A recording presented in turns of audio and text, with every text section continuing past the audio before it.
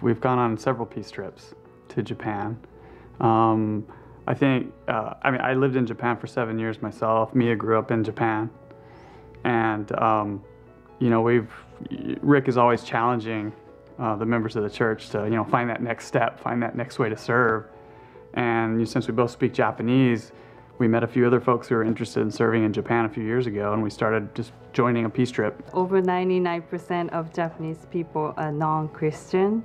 So if you see people on the street, 99 out of 100 don't know about Christianity or who Jesus is.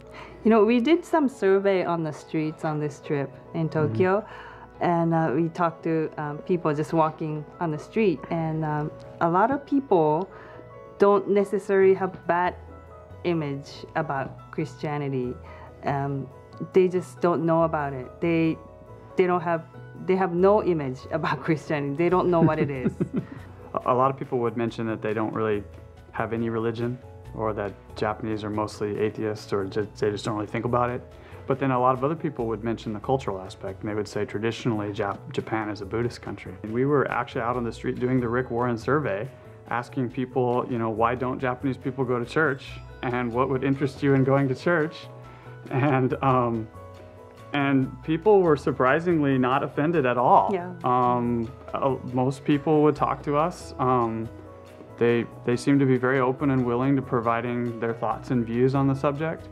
I don't think we really ran into very many people at all who were offended by the question. It was more of a curiosity. Japanese people tend to be very cautious.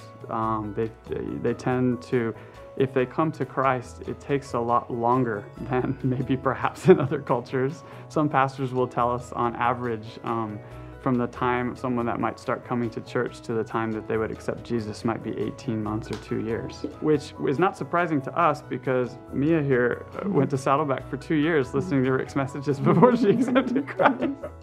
All people need God's love, and they need Jesus in their life. Sometimes they just don't realize it or not. But the first step is to start to realize that you might need something and start asking questions, and maybe it's an opportunity when that's happening in Japan, and maybe it's an opportunity for revival.